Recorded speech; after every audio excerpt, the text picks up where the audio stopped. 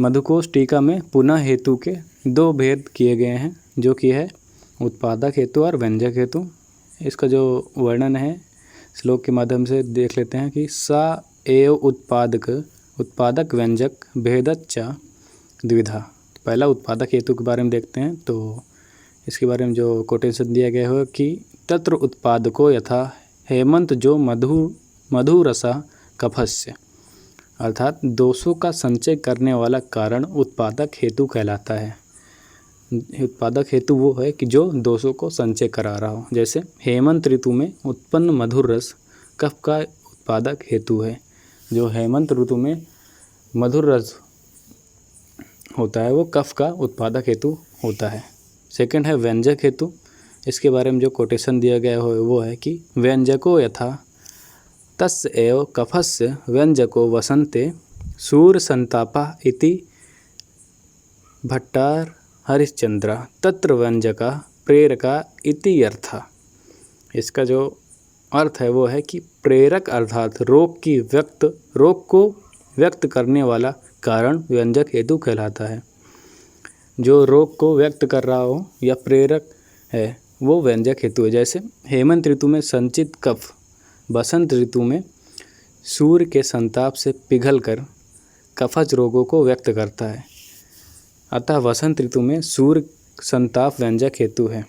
ठीक है, यहाँ पे जो हेमंत ऋतु में संचित कफ का संचय हुआ था और वसंत ऋतु में सूर्य की किरणों से वो कफ पिघल कर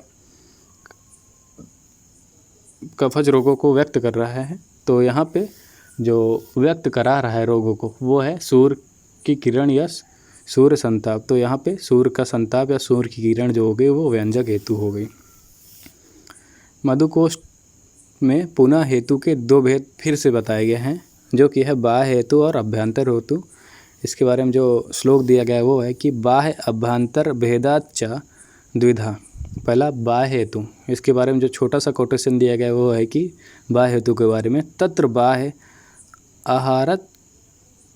आहार आचार कालादया, मतलब अर्थात शरीर से बाहर के कारण को बाह्य हेतु कहा जाता है। बाह्य हेतु मतलब जो बाहर से कारण हो और उसे बाह्य हेतु कहेंगे। जैसे आहार हो गया, विहार हो गया, काल हो गया, जीवाणु हो गया, आघात हो गया, ये सब बाह्य हेतु हैं।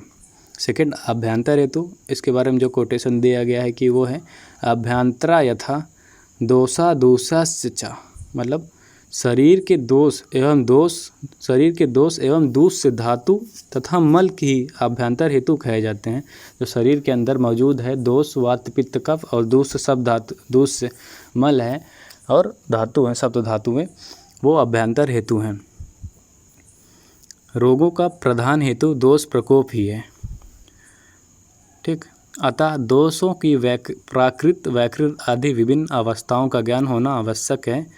इन अभ्यंतर हेतु का पुनः विभाग किया गया। अभ्यंतर हेतु को दोष के भेद पे फिर से प्राकृत वैकृत में बांट दिया गया है। तो प्राकृत दोष प्रकोप में देख लेते हैं कि प्राकृत दोष प्रकोप अभ्यंतर हेतु का कि प्राकृतो यथा वसंते श्लेष्मा सर्दी पित्तम प्राविशेप वायु। मधुकोश टीका में दिया गया है, जो इसके बारे में हम पहले अभी पढ़ चुके हैं। जैसे फिर से देख लेते हैं कि जो दोष जिस ऋतु काल में प्रकोपित होता है, यदि उसी ऋतु में प्रकोपित हो तब प्रकोपित दोष प्राकृत कहलाएगा। जो ऋतु में जैसे बसंत में कफ का प्रकोप हो रहा है, शरद में पित्त का प्रकोप हो रहा है और वर्षा में वात का प्रकोप हो रहा है, तो स्वाभाविक रूप से हो रहा है, तो ये दोष जो रहेगा वो प्राकृत दोष कहलाएगा। सेकेंड है हमारा वैकृत दोष प्रकोप। तो मधुकोश टीका में इसका वर्णन दिया गया है कि वैकृतस्तु यथा वसंते पित्तम वायुर्वा वर्षासु कफा पित्तम वा सर्दी कफो वायुर्वा। अर्थ है इसका कि जब दोष अपने प्रकोपक ऋतु काल में प्रकोपित न होकर किसी भिन्न ऋतु में प्रकोपित हों तो उससे वैकृत कहते हैं। जैसे वसंत ऋतु में पित्त या वात प्रकोप, जबकि स्वभाव से वसंत ऋतु में कफ का प्रकोप होता है। वर्षा ऋतु में कफ या पित्त का प्रकोप, जबकि स्वभाव से वर्षा ऋतु में वात का प्रकोप होता है। शरद ऋतु में कफ या वात का प्रकोप, जबकि शरद ऋतु में पित्त का प्रकोप होता है। ठीक है, ये हो गया हमारा मधुकोश के अकॉर्डिंग। अब हम देखते हैं आचार चरक के अकॉर्डिंग द्विविध हेतु। तो आचार चरक ने इसके 2 पार्ट बताए हैं, अनुबंध और अनुबंध। इसके लिए जो श्लोक दिया गया है मधुकोश टीका में दिया गया है कि अनुबंध अनुबंध भेदात च द्विधा। सबसे पहले हम देखते हैं अनुबंध। तो अनुबंध के लिए जो श्लोक दिया गया है, अनुबंध के लिए जो श्लोक दिया गया है वो है चरक विमान 6वें अध्याय में, जो कि है स्वतंत्रो व्यक्तलिंगो यथोक्त समुत्थान प्रसमो भवति अनुबंध्या। ठीक है, इसका जो अर्थ है कि स्वतंत्र स्पष्ट लक्षण वाले उन दोषों एवं रोगों को उत्पन्न होने के जितने कारण शास्त्रों में बताए गए हैं, उन्हीं कारणों से उत्पन्न होने वाला व उन दोषों या रोगों की शांति करने का जो उपाय बताया गया है, उसी से शांत होने वाला अनुबंध होता है। ठीक है, फिर से एक बार बताते हैं हमें कि स्वतंत्र स्पष्ट लक्षण वाले उन दोषों एवं रोगों को उत्पन्न होने के जितने कारण शास्त्रों में बताए गए हैं, उन्हीं कारणों से उत्पन्न होने वाला व उन दोषों या रोगों की शांति करने वाला जो उपाय बताया गया है, उसी से शांत होने वाला अनुबंध होता है। ठीक है, अब सेकंड देखते हैं हम अनुबंध, मतलब तद विपरीत लक्षण। इसके लिए जो चरक विमान 6वें अध्याय में जो कोटेशन दिया गया है वो है कि तद विपरीत लक्षणस त्वा अनुबंधा। अनुबंध से इसका जो अर्थ दिया है कि अनुबंध जैसे कि शास्त्र में बताया गया है उससे विपरीत लक्षण वाले होते हैं। अनुबंध से विपरीत लक्षण वाले अनुबंध होते हैं, जो अस्वतंत्र लक्षण वाले होते हैं, अव्यक्त लिंग वाले, अपने हेतु से प्रकोपित नहीं होते, वह प्रधान दोष की चिकित्सा से ठीक होते हैं, स्वचिकित्सा से ठीक नहीं होते हैं। ठीक है,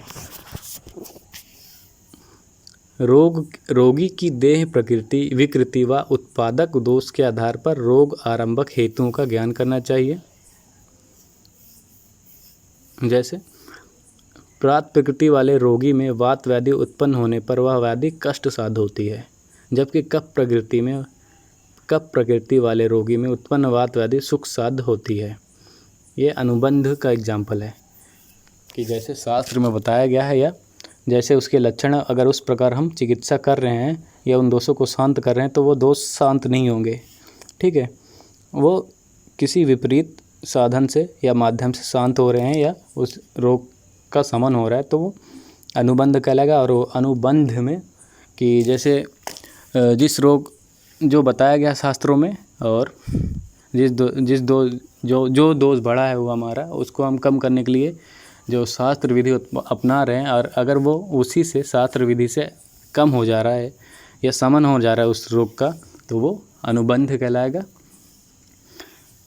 ठीक है, अब हम एक विध हेतु देख लेते हैं।